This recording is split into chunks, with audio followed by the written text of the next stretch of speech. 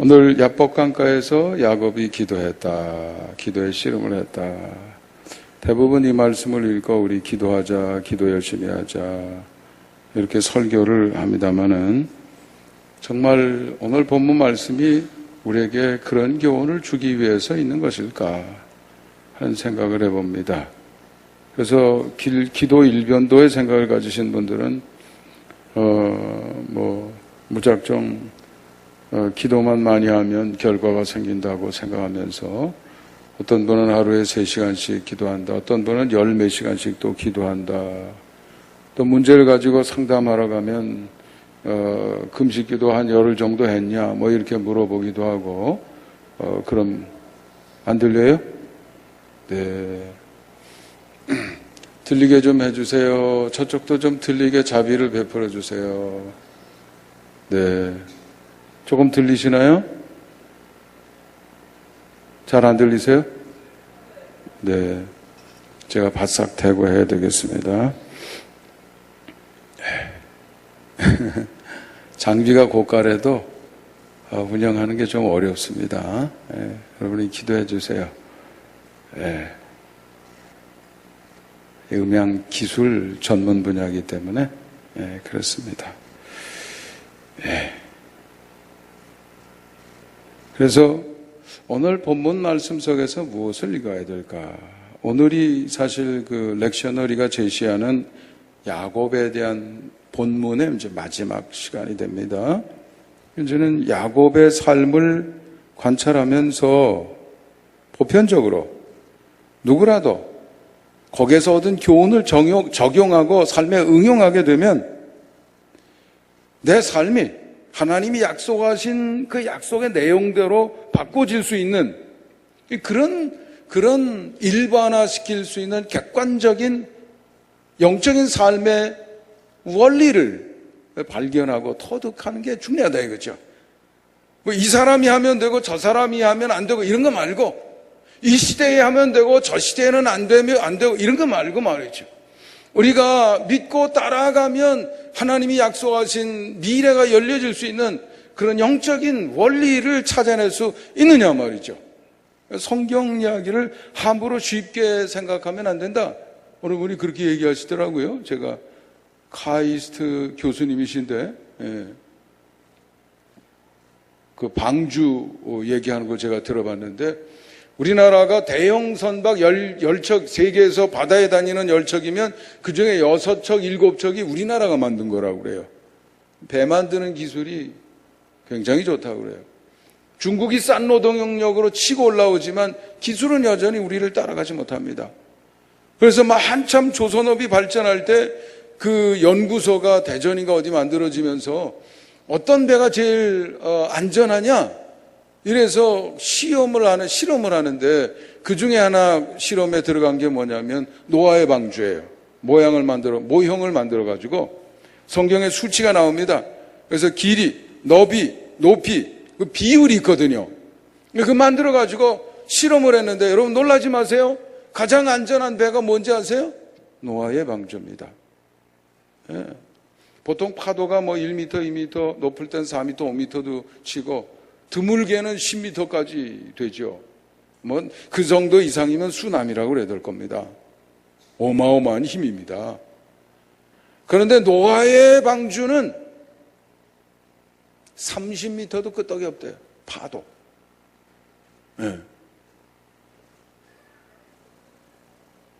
그 숫자들이 그냥 장난삼아 아무렇게나 만들어진 숫자가 아니라는 거예요.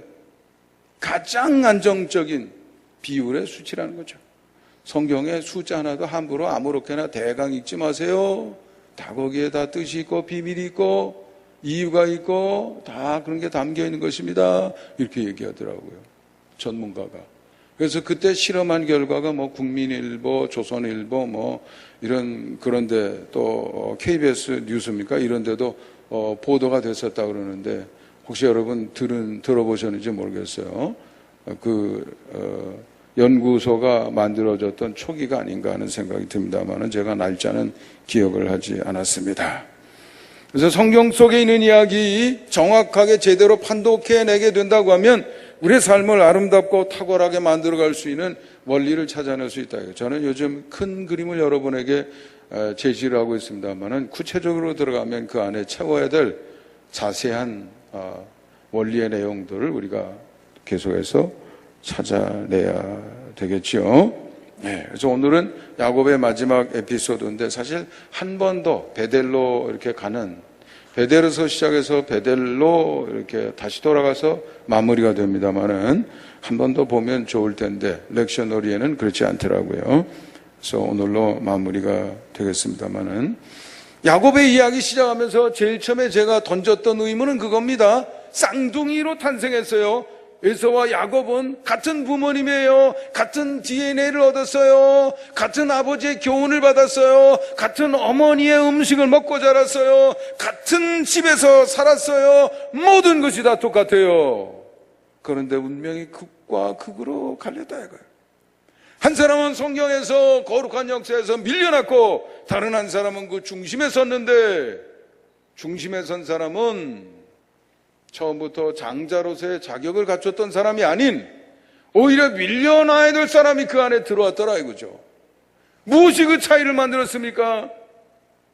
외적인 것은 다 똑같은데 우리는 하나님 이거 해주세요 저거 해주세요 외적인 것을 바꾸려고 그렇게 애를 쓰지만 그러나 사실 그 외적인 것이 다 완벽하더라도 내 운명은 여전히 극과 극으로 나뉠 수 있다 이거예요. 뭐 때문에? 나 때문에. 다른 것은 에서와 야곱의 기질, 신앙, 믿음 그런 걸 저는 그냥 함께해서 관심이라고 그렇게 말하고 싶어요.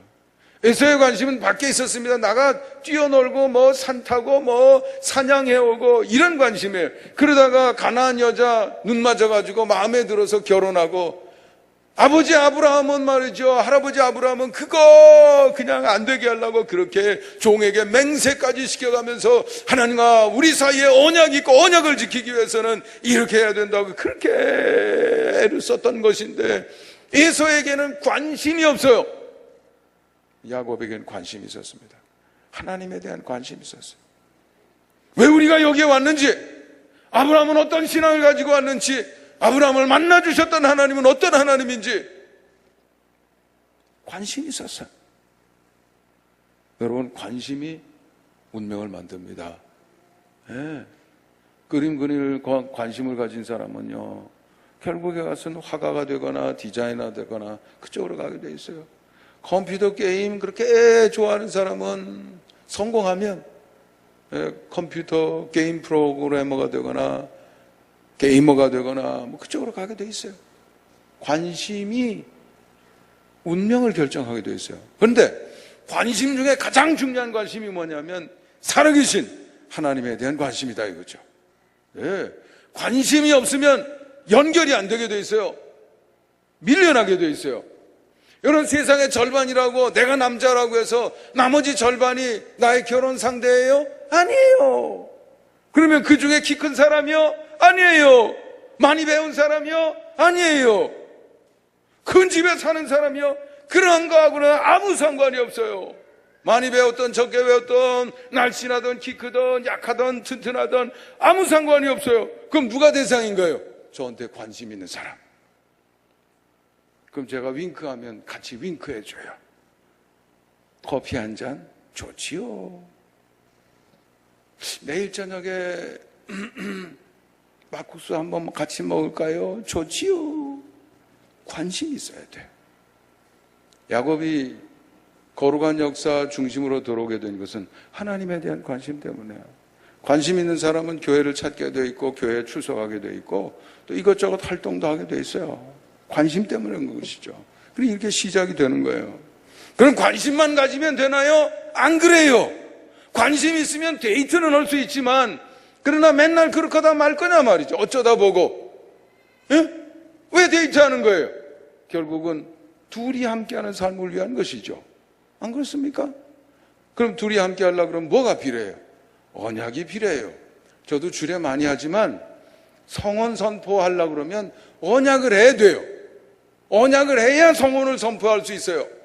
싫어요. 안 해요. 그러면 결혼식 깨지는 거예요. 난 당신만을 아내로 삼을 거야. 남편으로 책임 다할게. 나는 당신만을 내 남편으로 삼을 거야. 아내로서 책임 내가 다 신실하게 지킬게. 약속을 해야 돼요. 그러면 그다음부터는 삶의 차원이 갑자기 달라집니다. 어떻게 달라지나요? 같은 집으로 들어가요. 같이 밥 먹어요. 시간을 같이 해요. 꿈을 나눠요. 계획을 같이 가요. 여름 바캉스 같이 가요. 다 달라져요. 네. 만나면 허그하고 여보 잘 있었어? 오늘도 힘들지 않았어? 괜찮아요. 그런데 길거리 나가서 예쁘다고 가가지고 끌어안고 말이지, 여보 당신 오늘 잘 지냈어? 이러면 큰일 나요. 고발당해요. 언약을 맺으면 행동 반경이 달라지는 거예요. 언약이 필요합니다. 여러분의 신앙이 본격적인 차원으로 올라가기 위해서는 언약이 필요하다는 거예요. 하나님의 약속을 검토하시기 바랍니다. 결단하세요. 나도 여호와 하나님만을 나의 하나님으로 삼겠습니다. 말씀에 순종하겠습니다. 하나님의 영광을 위해서 살아가겠습니다. 성경 속에 담아주신 이 가치관 내가 붙들고 씨름하겠습니다. 빗나가지 않겠습니다. 결심하고 약속하고 고백하는 것이 있어야 그게 언약이 된다 이거예요. 그런데 결혼식장 가가지고 등 넘어서 남이 언약하는 거 지켜 많이 봤어요. 나는 아무리 그래도 남편 안 생기고 아내가 안 생겨요. 내가 해야 돼요. 언약. 신앙이 본격적인 단계에 올라가게 되려면 언약이 있어야 됩니다. 내가 한 언약은 뭔가 말이죠. 저는 어렸을 때 하나님을 위해서 살기로 했어요. 말씀을 전하는 사람이 되겠습니다. 저는 지금도 그게 제 평생 성공 실패의 기준이에요. 큰 교회 갔느냐 작은 교회 갔느냐, 월급을 많이 받냐 적게 받냐, 뭐 인기가 있냐 없냐, 난 그런 게 하나 상관없어요. 뭐가 상관 있습니까? 내가 하나님의 말씀을 정확하게 판독해내고 그것을 정확하게 전달하고 있냐, 그것이 제에게는 제가 약속한 것을 성공적으로 완수하냐 못하냐 그 가름이 되는 것이죠. 제 관심은 그거예요. 그래서 오늘 여러분과 함께 풀어보고 싶은 또 다른 의문은 뭐냐면, 그럼 약속했으면 다 되는 겁니까? 의죠. 결혼할 때 약속했잖아요. 내가 훌륭한 남편 돼줄게, 훌륭한 아내 돼줄게. 그러면 그 다음엔 훌륭하게 모든 것이 다 쫙 펼쳐져 가나요? 그래요? 근데 어떤 사람은 신혼여행 갔다가 깨졌대요. 아니 약속 틀림없이 했는데 가짜로 했나요? 물론 가짜로 하는 사람도 있어요. 사기치기 위해서 2중 3중 결혼하고 이런 사람이 있어요. 그건 예외적인 일이고 그는 약속했다고 말할 수가 없죠. 분명히 성실하게 약속했는데도 안 되는 경우가 생기는 거예요. 그래서 1년 만에 파혼하는 사람도 있고, 우리나라 이혼율이 그렇게 가장 높다는 거 아닙니까? 에? 가짜로 했나요? 어떻게 그런 일을 심심풀이로 그렇게 대강할 수 있겠어요?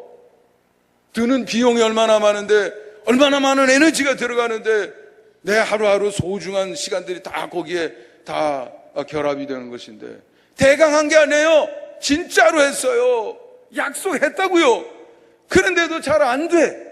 부딪히게 되고 싸움이 되고 상처가 되고, 어떤 사람은 당신 못 놔주겠다고 칼 들고 막 휘두르기도 하고 사건도 생기고, 약속했는데도 왜 이러냐고요. 그러면 우리가 거기서 알 수 있는 게 있어요.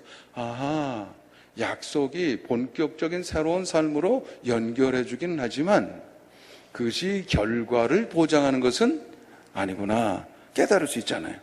그럼 그 다음에 필요한 게 뭐냐 말이죠. 큰 그림으로 그 핵심을 우리가 봐야 되니까. 그럼 성공적인 미래를 보장하는 게 뭐겠습니까? 뭐겠냐고요? 열심히 사는 거요? 땀 흘리며 사는 거요? 성실하며 사는 거요? 연구하며 사는 거요? 용기를 가지고 사는 거요? 포기하지 않고 사는 거요? 야곱이 다 해본 일이에요.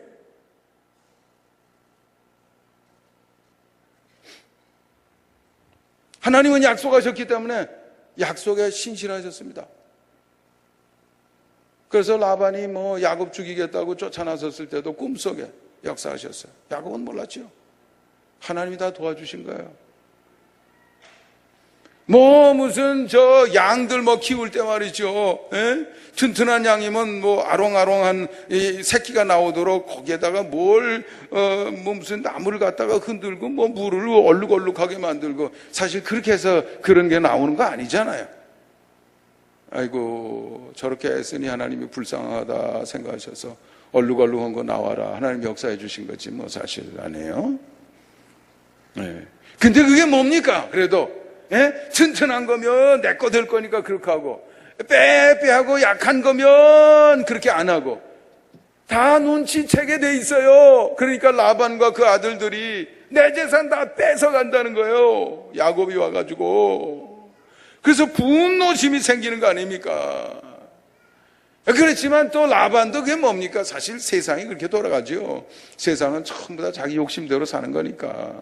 그게 세상이에요. 라반도 말이죠. 딸 하나 주고 7년씩 노동시키고, 딸 둘 주고 14년 공짜로 노동시키고 말이죠.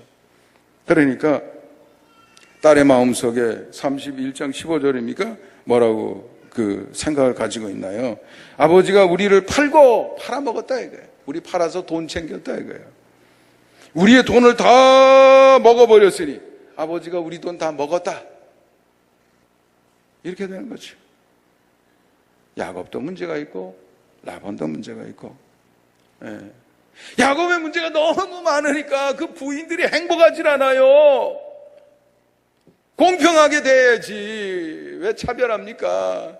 그러니까 마음속에 한이 생겨서 어떤 아내는 그저 자식만 나가지고 그거 가지고 또 뽐내고 무시하고, 그러니까 저쪽은 사랑은 받았지만 난 자식이 없다고 내 몸종이를 통해서라도 아들 하나 낳아달라고 그러고, 이름을 붙이는데 한을 담아 붙이고 어른의 한이 자식들에게 그대로 전수가 되니까 나중에 칼부림 나잖아요. 죽이려고 그러고. 언약 안 했어요? 언약했어요. 그러면 잘 돼야 될 거 아니에요. 하나님이 언약 실천 안 해주시는 거예요? 해주고 계세요, 완벽하게. 그런데도 왜 삶은 자꾸 꼬이냐고요. 문제는 자꾸 많이 생기고. 아니 그때 도망 나온 것도 어질어질한데 또 도망가야 되게 생겼어요. 그때도 죽음의 위협을 받았는데 또 위협을 받게 생겼어요. 이게 밖에만 그런 게 아니라 식구들 둘러앉아도 말이죠, 앉았어도 서로 째려보고 말이죠. 미워하고 시기하고 갈등 심하고. 언약은 했지만 그 다음 단계가 필요하다 이거예요. 그 다음 단계 뭡니까? 야곱은요 여전히 깨닫질 못해요. 깨닫질 못해. 자기 잘못을 본다는 게 얼마나 어려운지 깨닫지 못해. 여전히 요령으로 풀어가려고 그러고, 여전히 꾀로 풀어가려고 그러고, 여전히 수완으로 답을 찾아보려고 그러고, 그 여전히 다윗의 야곱의 모습이에요.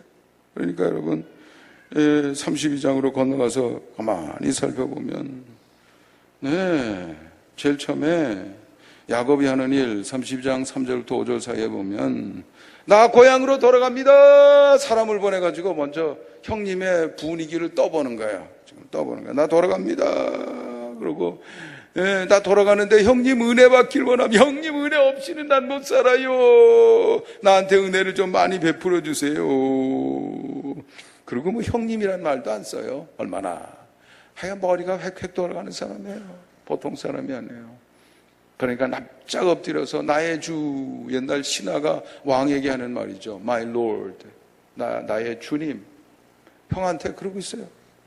그러면 혹시 풀어질까? 그런데 갔던 메신저가 돌아왔는데 에서가 자기를 만나러 오긴 오는데 400명을 데리고 온다는 거예요. 아니 10명도 아니고 20명도 아니고 무슨 왜 400명씩 데리고 나올 필요가 뭐 있어요? 무슨 감이 옵니까 거기에? 에? 옛날에 나 죽이려고 그랬던 사람인데 이제 고향 돌아간다는 소식을 전했더니 400명 데리고 나온다는 거예요. 에? 그러니까 이 7절에 가보면 말이죠. 에? 심히 두렵고 답답해서, 두렵고 답답해, 불안하고 막막하고 생각이 안 나요. 도대체 뭘 어떻게 해야 될지 몰라요. 그런데도요, 야곱의 꾀는 얼마나 단련이 됐는지 아주 평생 요령으로 살았거든요. 그러니까 그런 순간에도 요령이 팍팍팍팍 떠오르는데 일단은 때를 나눠요. 이쪽 공격받으면 이쪽이 살아남고 이쪽이 공격받으면 이쪽이 살아남고 그래도 손해는 줄여야 될 거 아니에요. 이제 아이디어를 하나 꺼내고 두 번째는 먼저는 소식만 보냈지만 이제 뇌물을 좀 써야 되겠다. 그래가지고 뇌물을 또 보내는데 암염소 200마리, 염소 한 마리 얼마예요? 곱하기 200 해보세요. 어느 분이 좀 계산 좀 해주세요. 난 돈이 얼마인지 모르겠어. 수염소 20마리, 순양 20마리, 전나는 낙타 30마리. 낙타 한 마리 얼마인가요? 그리고 그 새끼 암소 40마리. 소 한 마리 얼마예요? 암소? 곱하기 40. 황소 10, 암나기 20과 그 새끼 10. 뭐 이 정도 되면 억대 뇌물은 될 것 같아요. 예? 예. 이거 가지고 에서의 마음 좀 녹일까. 여전히 야곱은요, 뭐가 문제인지를 몰라요. 그래도 그걸로 해결이 안 되고 마음은 무겁고 답답하니까 이쪽 공격 가면 이쪽 도망가고 이쪽 동공격 받으면 이쪽 도망가고 자기는 이쪽도 저쪽도 아니야. 이쪽 저쪽 공격받듯이 자기는 다른 데 있는 거예요. 제3의 지대. 제3의 지대를 찾은 데가 어디냐면 야복강입니다. 그런데 하나님께서 거기에서 야곱에게 처방을 주시는 거예요. 너 그 재주로 살고 요령으로 살던 거 그거 좀 버려. 내 능력으로 내 수완으로 내 힘으로 살던 거 그거 이제 좀 버려. 하나님께서 밤새도록 씨름하는 야곱의 환도뼈를 부러뜨렸다 이거예요. 예? 환도뼈가 없으니까 말이죠. 뭐 여기 좀 이 불편한 게 아니라 이게 몸을 받치는 기둥이 말이죠. 이게 문제가 생긴 거예요. 그러니까 절뚝절뚝 그 뒤로부터 절뚝절뚝 걸어 다녔다. 절뚝거리며 살아야 돼요. 육체가 아니라 영적으로. 하나님을 이용해 먹으려고 하고 그게 아니죠. 하나님이 중심이 되고 나는 하나님의 뜻에 순종하는 사람이 돼야 되는데 내가 워낙 써먹을 게 많으니까 그게 안 되는 거예요. 하나님이 허벅지 관절을 치셨다 이거죠. 그리고는 하나님께서 야곱에게 이야기하십니다. 너는 더 이상 야곱이 아니다. 더 이상 야곱으로 살지 마라. 너는 이스라엘이다. 이스라엘로 살아라. 이름을 바꾼다고 하는 것은 사람이 달라지라는 뜻이에요. 새로운 사람이 되라. 야곱으로 사는 동안에는 계속 이런 문제가 그칠 날이 없어요. 여러분, 결혼식 때 약속을 하는 것도 중요하지만 약속을 지킬 수 있는 그런 사람으로 나 스스로를 끌어올리는 게 중요한 거예요.